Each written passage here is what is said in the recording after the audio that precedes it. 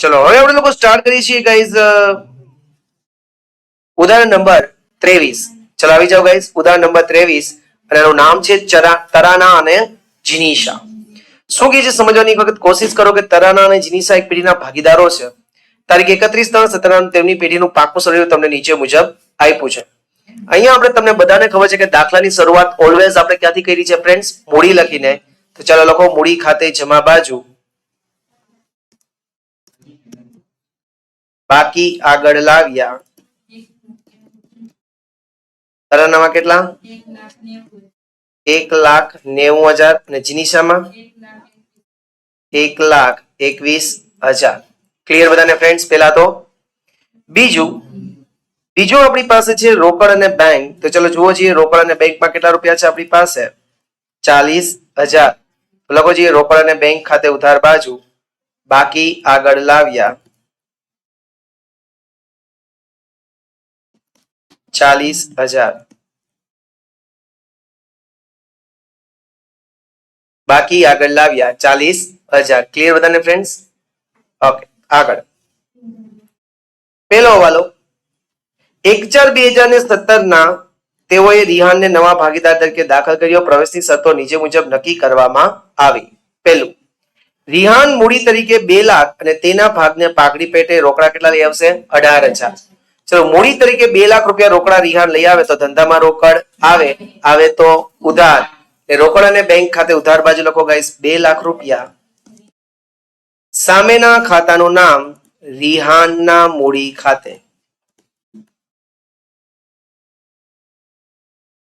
અહીંયા ઉધાર તો રિહાનના મૂડી ખાતે શું કરી દેવાનું ગાઈસ? જમા 2 લાખ રૂપિયા. સામેના ખાતાનું નામ રોકડ અથવા બેંક ખાતે. નાउ ઓકે एवरीवन, આવડું બધાને? એના પછી કીધું કે રિહાન છે એ પાઘડી તરીકે કેટલા રોકડા લઈ આવે છે? 18,000. રોકડા પાઘડીના લઈ આવે તો ધંધામાં પાઘડીના રોકડ આવે તો ઉધાર. રોકડ અને બેંકમાં ઉધાર બાજુ લખો 18,000. સેના લઈ આવ્યો છે ગાઈસ? પાઘડીના. તો અહીંયા લખવાનું પાઘડીના પ્રીમિયમ ખાતે.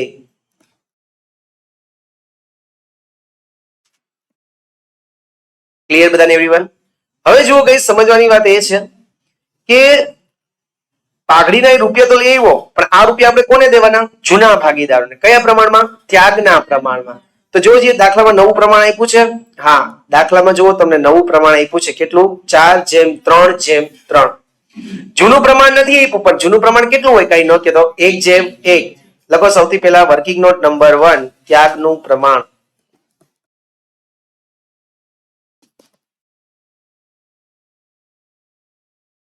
ત્યાગનું ત્રણેયના નામ લખીએ. તરાના, જીનીશા, રિહાન. ચલો દાખલામાં આપણને જૂનો ભાગ નથી આપ્યો, એટલે જૂનો ભાગ આપણે હંમેશા કેટલો લઈ લેવાનો ગાઈસ? 1/1. 1/1. એટલે 1 ને 1 કેટલા થશે ગાઈસ? 2. નવો ભાગ આપણે દાખલામાં કીધો છે કેટલો છે ગાઈસ? 4/3/3. 4 ને 3 7 ને 3 10. 10. ક્લિયર? હવે આપણે લોકોએ શું કરવાનું છે? ત્યાગનું સૂત્ર લગાડવાનું છે. તો ત્યાગ બરાબર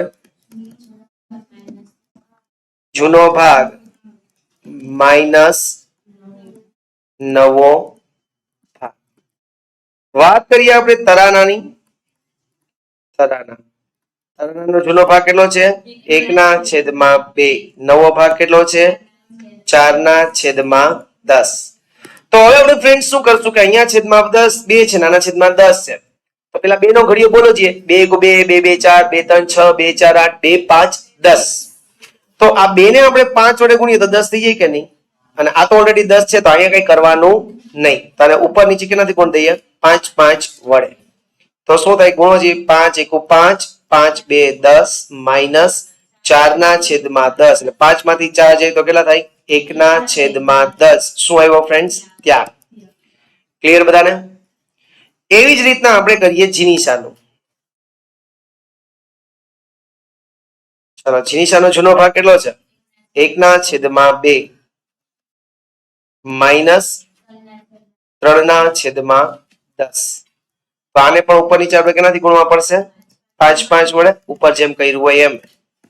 5 1 5, 5 2 10 માઇનસ 3/10 બરાબર 2/10 બરાબર શું થશે માય ડિયર ફ્રેન્ડ્સ? ત્યાગ. ચલો 2 નું ત્યાગનું પ્રમાણ શું આવશે? ધેરફોર ત્યાગનું પ્રમાણ બરાબર તરાના જીનિશા કેટલા થશે? 1/2. ક્લિયર? અહીંથી 1 લીધો અને અહીંથી 2 લીધા. હવે આપણે જે 18,000 રૂપિયા પાઘડીના લઈ આવ્યા છીએ ને, એ 18,000 રૂપિયા કોને દઈ દેવાના? આ તરાના અને જીનિશાને દઈ દેવાના. અને કયા પ્રમાણમાં? 1/2 માં. તો લખો અહીંયા તરાના અને જીનિશાના મૂડી ખાતે જમા બાજુ પાઘડીના પ્રીમિયમ ખાતે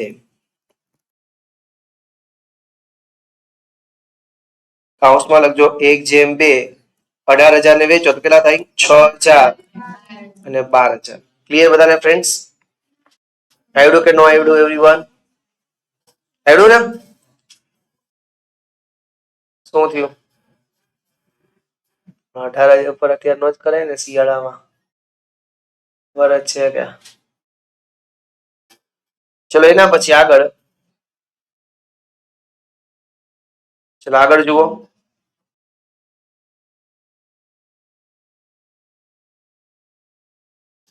ચલો આગળ. હવાલા નંબર બીજો. પાઘડીના તફાવતની જો રકમ હશે ને તો એ ક્યાં લઈ જશો? મૂડી ખાતે. હવે આગળ ખબર પડશે કે રિહાને કેટલા રૂપિયા પાઘડીના થતા હતા અને કેટલા રૂપિયા લઈ આવ્યો છે. જો રૂપિયા ઘટતા હશે તો એ રૂપિયા ક્યાંથી લઈ લેશો? એના મૂડી ખાતામાંથી. નવું નફા નુકસાનનું પ્રમાણ થઈ ગયું. પાઘડીનું મૂલ્યાંકન કેટલું કરવામાં આવ્યું? 1 લાખ. લખો વર્કિંગ નોટ નંબર 2. રિહાનના ભાગની પાઘડી. Working note number 2. રિહાનના ભાગની પાઘડી. ચલો કુલ પાઘડીનું મૂલ્ય કેટલું થયું છે ગાઈસ? 1 લાખ. એને ગુણ્યા રિહાનનો ભાગ કેટલો છે પાઘડીમાં? તો એનો નફાનો ભાગ જો નફા નુકસાનનું પ્રમાણ કેટલું છે રિહાનનું? 3/10. એટલે એટલી એને પાઘડી લઈ આવી જોઈએ. 30,000 રૂપિયા એને પાઘડી લઈ આવી પડશે. માઇનસ પાઘડી રોકડમાં લાવેલ. એને થતા હતા કેટલા? એના ભાગના 30,000 થતા હતા. પણ એ લઈ આવ્યો તો કેટલા? 18,000 તો લઈ આવ્યો તો એ બિચારો. તો બાકી કેટલા રહ્યા? 12,000. ઈ જે 12,000 બાકી છે એને આપણે મૂકશું નહીં. એ રૂપિયા આપણે ક્યાંથી લઈ લેશું? રિહાનના મૂડીમાંથી. રિહાનના મૂડીમાંથી લેવા. તો શું આમ નોંધ કરો? રિહાનના મૂડી ખાતે ઉધાર. મૂડી જમા હોય એમાંથી રૂપિયા કાઢીએ તો મૂડીને શું કરી દેવું પડે ફ્રેન્ડ્સ? ઉધાર. રિહાનના મૂડી ખાતે ઉધાર. કેટલા રૂપિયા ગાઈસ? 12,000. એ રૂપિયા દઈ કોને દેવાના? તરાના ને જીનિશા. તે તરાનાના મૂડી ખાતે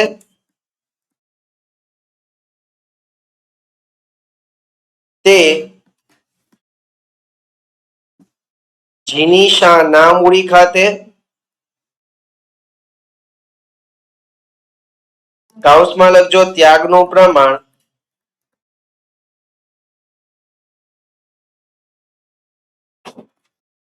1/2. અહીંયા આવશે 4,000 એન્ડ અહીંયા આવશે 8,000. ક્લિયર બધાને ફ્રેન્ડ્સ? કન્ફર્મ બધાને એવરીવન? લખો. લખાઈ ગયું બધાને? ચલો આની ખતવણી કરીએ. રિહાનના મૂડી ખાતે ઉધાર 12,000. પણ રિહાનના મૂડી ખાતે ઉધાર બાજુ મારે 12,000 લખવા છે. પણ સામેના ખાતાનું નામ વિગતમાં લખી તો સામે બે ખાતા છે ને, એક 4,000 વાળા છે અને એક 8,000 વાળા. બેનું અલગ અલગ લખવું પડે. 4,000 ની સામે ઈ કોના હતા? તરાના.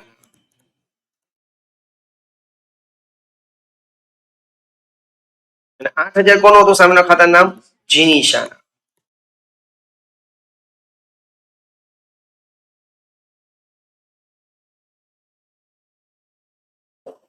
કેવું? હવે તરાના અને જીનીસાના મૂડી ખાતે જમા કરવાના છે. તો તરાના અને જીનીસાના મૂડી ખાતે જમા કરો. કેટલા? તો કે આના 4000 અને આના કેટલા? 8000. અને સામેના ખાતાનું નામ કોણ હતો? રિહાન. સમજાણું કે ન સમજાણું? એવરીવન 11 માની ખતાવણી કરી. બીજું આમાં કઈ છે નહીં. આવડ્યું બધાને? એવરીવન આવડ્યું કે ન આવડ્યું? ઓકે. મેઇન વસ્તુ બસ આ હોય, પછી તો નોર્મલ છે. શું? કારીગર વળતર પેટે ₹8,000 નો દાવો મંજૂર કરવો. 8,000 નો દાવો મંજૂર કરવો એનો મતલબ શું થયો? તો કે કારીગરને આપણે ₹8,000 દાવાના રકમ ચૂકવવાના બાકી છે. મંજૂર કર્યા, હજી આપણે એને ચૂકવ્યા નથી. એટલે શું છે? ચૂકવવાનું બાકી. તો લખો ચૂકવવા બાકી.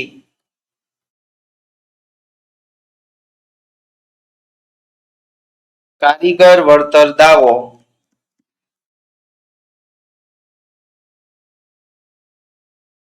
કેટલા રૂપિયા ગાઈસ? 8,000. હવે તમે વિચારો કે તમારે કારીગરને 8,000 કારણ વગરના દઈ દેવા પડશે. તો કારણ વગરના દઈ દેવા પડે તો તમને તો નુકસાન થાય. પણ આ નુકસાનને પહોંચી વળવા માટે જુઓ, જે કારીગર વળતર અનામત આપણે અત્યાર સુધી કઈ ભેગું કર્યું છે બચત તરીકે? કેટલા? 12,000. એટલે આપણે ભેગા કર્યા છે 12,000. એમાંથી 8,000 તો આપણે ચૂકવી દેવા પડશે. તોય હજી આપણી પાસે કેટલા રહેશે ગાઈસ? 4,000. હજી આપણી પાસે કેટલા રહેશે? 4,000. આ 4,000 કોને આપી દેવાના? જૂના ભાગીદારોને. કારણ કે જૂના ભાગીદારોએ બચત કરી છે. તો જૂના ભાગીદારના મૂડી ખાતે જમા બાજુ લખો કારીગર વળતર અનામત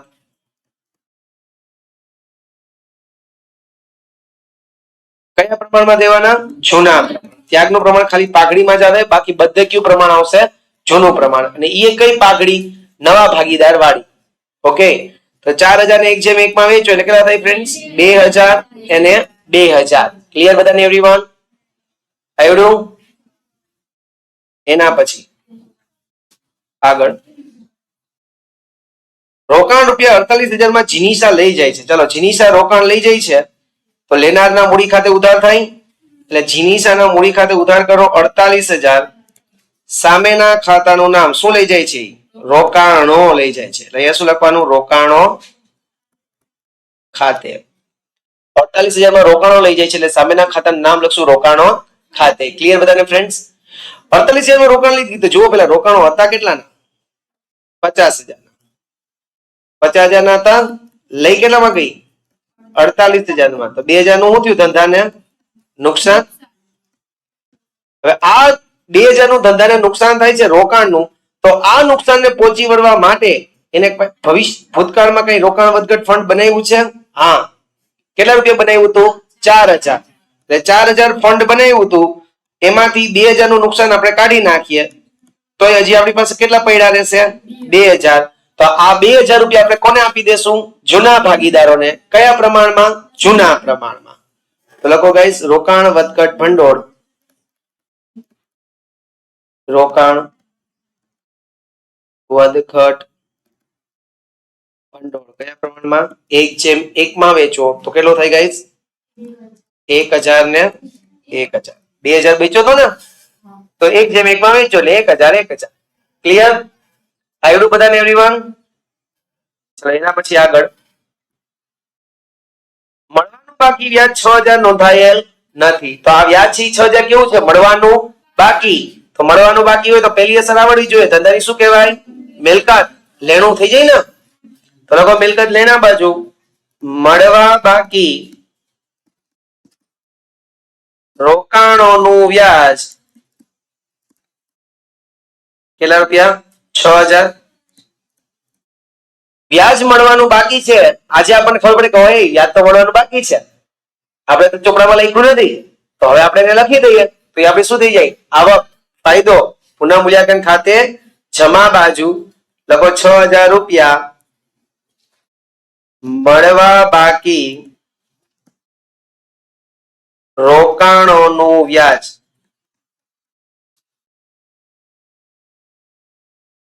ક્લિયર બધાને? એવરીવન થઈ ગયું? શ્યોર?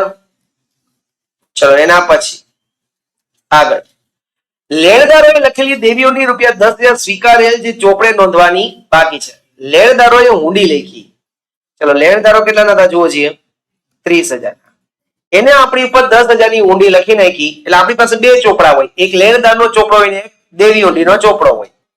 તો લેણદારો આપણી ઉપર ઊંડી લખી નાખી એટલે આપણે એનું નામ લેણદારના લિસ્ટમાંથી કાઢી નાખવાનું અને દેવી ઊંડીના ચોપડામાં ચડાવી દેવાનું. ક્લિયર છે?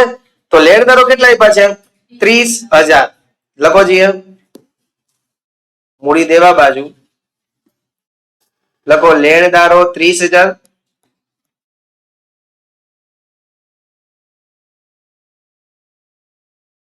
માઇનસ દેવી હુંડી સ્વીકારેલ.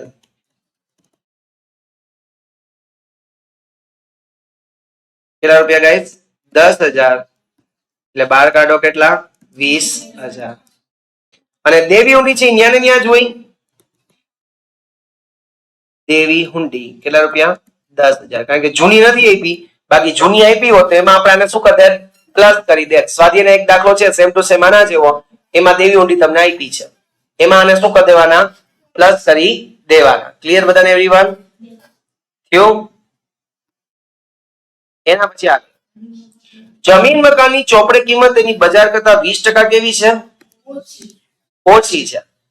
એટલે બજાર કિંમત કરતા 20% ઓછી છે, એટલે તમારા ચોપડામાં 20% ઓછી છે. એટલે તમારા ચોપડામાં તમે જમીન મકાન 1 લાખ લખ્યા છે, પણ એ કેવા છે? 20% ઓછા. 20% ઓછા છે એનો મતલબ એમ કે 80% એ છે તમારા ચોપડામાં. અને આપણા ચોપડામાં 80 રૂપિયા હોય તો બજારમાં એનો ભાવ કેટલો હોય? 100 રૂપિયા હોય. બરોબર છે? આપણને કેટલા રૂપિયા આપ્યા છે? 1 લાખ. તેનો બજારમાં ભાવ કેટલો હોય છે? તો કે 1 લાખ ગુણ્યા 100 ભાગ્યા 80 એટલે કેટલા થયા? 1,25,000. જો આ શબ્દનું મહત્વને સમજજો ગાઈસ, હજી કહું છું અને 3 સ્ટાર માર દેજો, આમાં ભૂલ કરશો બધા. કે ચોપડે કિંમત કરતા તેની બજાર કિંમત 20%. જમીન મકાનની ચોપડે કિંમત તેની બજાર કિંમત કરતા 20% ઓછી છે, એટલે બજારમાં 100 હોય તો તમે લોકોએ કેટલી લખી છે ચોપડામાં? 80 લખી છે. એટલે આપણે 80 લખી તો બજારમાં એનો ભાવ કેટલો? 100. આપણે 1 લાખ છે તો બજારમાં એનો ભાવ કેટલો છે? 1,25,000. ક્લિયર બધાને? આમાં ધ્યાન રાખજો એવરીવન. ચલો લખો મિલકત લેણા બાજુ જમીન મકાન કેટલાના આપ્યા છે? 1 લાખના. બજાર કિંમત કેટલી છે ફ્રેન્ડ્સ? 1,25,000. એટલે એની કિંમતમાં શું થઈ જશે? વધારો 25,000 નો, એટલે 12 લખો. 1,25,000. જમીન મકાનની કિંમત 25,000 વધે, તમને ફાયદો કે નુકસાન? ફાયદો. ફાયદો છે પુનઃ મૂલ્યાંકન ખાતાની જમા બાજુ 25,000 રૂપિયા જમીન મકાન ખાતે. ક્લિયર બધાને ફ્રેન્ડ્સ? 25,000 રૂપિયા જમીન મકાન ખાતે. આવડ્યું બધાને એવરીવન? કન્ફર્મ થયું? એના પછી આગળ ચૂકવેલ વીમા પ્રીમિયમમાંથી 12,000 આવતા વર્ષે લઈ જવાના છે. ટોટલ 12,000 આવતા વર્ષે લઈ જવાના હોય તો આ 12,000 પ્રીમિયમ કેવું કહેવાય? અગાઉથી ચૂકેલ. તો અગાઉથી ચૂકેલ આપણું શું કહેવાય? લેણું. લખો મિલકત લેણા બાજુ અગાઉથી ચૂકવેલ વીમા પ્રીમિયમ કેટલા રૂપિયા છે ગાઈસ? 12,000. વીમા પ્રીમિયમ તમે અગાઉથી ચૂકવો છો અને તમને આજે ખબર પડે કે ભાઈ ટોટલ આપણે જે ચૂકવાનું એમાં 12,000 તો આપણે આવતા વર્ષના ચૂકવા છે, તો અત્યારે આપણને શું થઈ ગયું? આ વર્ષ માટે ફાયદો થઈ ગયો, અને ફાયદો છે પુનઃ મૂલ્યાંકન ખાતે શું કરી દેવાનું? જમા કરી દેવાનું. સમજાણું? થોડુંક વાંચવાનું વ્યવસ્થિત. અગાઉથી ચૂકવેલ વીમા પ્રીમિયમ થઈ ગયા માય ડિયર ફ્રેન્ડ્સ? 12,000 રૂપિયા. કન્ફર્મ? ચલો એના પછી આગળ હવાલા બધા થઈ ગયા પૂરા. ના આઈ હોપ સો કે બધા હવાલા એવડા હશે. એકવાર ફરીથી પાછો જોઈ લેવાનો વિડીયો. બરોબર છે? ચાલો બાકીની બધી વસ્તુ લખીએ. મૂડી થઈ ગયું, કારીગર થઈ ગયું, રોકાણ વધઘટ ભંડોળ થઈ ગયું. પ્રોવિડન્ટ ફંડ એમને રાખી દઈએ, જ્યાં આપ્યું છે ત્યાં ને ત્યાં લખી નાખો. પ્રોવિડન્ટ ફંડ મૂડી દેવા બાજુ પ્રોવિડન્ટ ફંડ કેટલા રૂપિયા છે? 16,000. પછી હાલ ખાતાના એમાં પણ કોઈ હવાલો નથી એટલે એ પણ એમને રાખી દઈએ. કેટલું છે? 20,000. ત્યાં ને ત્યાં જ. પછી ખર્ચા ચૂકવવાના બાકી, એમાં પણ કોઈ હવાલો નથી એટલે એ પણ ત્યાં ને ત્યાં લખી દઈએ. ખર્ચા ચૂકવવાના બાકી કેટલા રૂપિયા છે? 15,000. લેણદારો તો હવાલો થઈ ગયો, બરોબર ને? 15,000. સામે પાઘડી જૂની આપી છે 14,000 રૂપિયાની. તો આ પાઘડી જૂની છે એ નુકસાન સમજીને જૂના ભાગીદારો માંડી વાળશે. તો મૂડી ખાતે ઉધાર બાજુ લખો પાઘડી ખાતે કયા પ્રમાણમાં? જૂનું પ્રમાણ. જૂનું પ્રમાણ કેટલું છે? 1:1. એટલે કેટલા થાય? 7,000. 7,000. ક્લિયર બધાને ફ્રેન્ડ્સ? આવડું? એના પછી આગળ જમીન મકાન થઈ ગયું. યંત્રો બાકી ને? યંત્રો જ્યાં આપ્યા છે ત્યાં જ લખી નાખો. મિલકત લેણા બાજુ યંત્રો કેટલા રૂપિયાના છે? 80,000. એના પછી આગળ રોકાણો થઈ ગયું, ઓલી લઈ ગઈ હતી. દેવાદારો 70,000, સ્ટોક 36,000. લખી નાખીએ એમનો. ન્યા ને ન્યા જ દેવાદારો 70,000, સ્ટોક 36,000. એમ નામ લખી નાખવાનું બધું. એવરીવન આગળ રકમ લખાઈ ગઈ. સંશોધન અને વિકાસ ખર્ચા અને નફા નુકસાન ખાતું આ આપણી અવાસ્તવિક મિલકત કહેવાય. અને આને જૂના ભાગીદારો છે એ નુકસાન સમજી અને એના મૂડી ખાતે શું કરી દેશે ફ્રેન્ડ્સ? ઉધાર કરી દેશે. તો લખો સંશોધન અને વિકાસ ખર્ચ ભાગીદારોના મૂડી ખાતે ઉધાર બાજુ સંશોધન અને વિકાસ ખર્ચ 1:1 માં વેચો કેટલો છે? 4,000. 4,000. એના પછી નફા નુકસાન ખાતું એ પણ ત્યાં લખી નાખો. કેટલા પ્રમાણમાં? 1:1 માં કરો તો 10,000 ને 1:1 માં કેટલા થાય ફ્રેન્ડ્સ? 5,000. 5,000. આવડું બધાને ગાઈસ? કન્ફર્મ આવડું? ક્લિયર? ઓકે, ચલો હવાલા બધા આઈ થિંક પૂરા, દાખલો પણ પૂરો. હવે કરીએ ટોટલ. ચલો શું ટોટલ થાય છે આનો? 25 ને 12, 37 ને 6, 43,000. 43 આવે ને? 43,000. 43,000. આ 43,000 છે અહીંયા ઘટ્યા, એને શું કહેવાનું ફ્રેન્ડ્સ? નફો. લખો 43,000. કોને દઈ દેવાનો? જૂના ભાગીદારો તરાના જીનીશા. જોતા જાજો, જવાબ સરખો છે ને? 1:1 એટલે કેટલા થશે? 21,500. અહીંયા પણ કેટલા આવશે ફ્રેન્ડ્સ? 21,500. આટલું ક્લિયર બધાને એવરીવન? ત્યાં ઉધાર તો એના મૂડી ખાતે શું કરવાનું? જમા. પુનઃ મૂલ્યાંકન ખાતે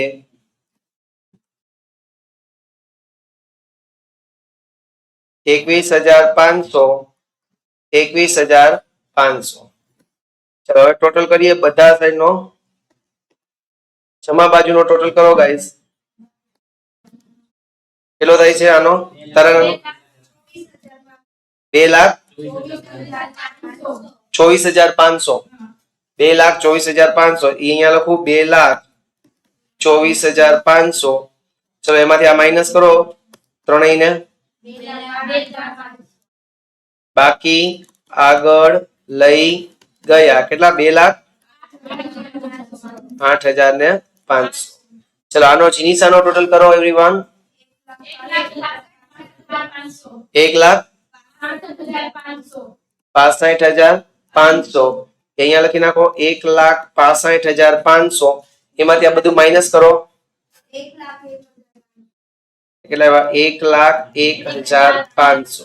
ચલો અહીંયા આનો 2 લાખ ટોટલ. એ 2 લાખ અહીંયા લખું.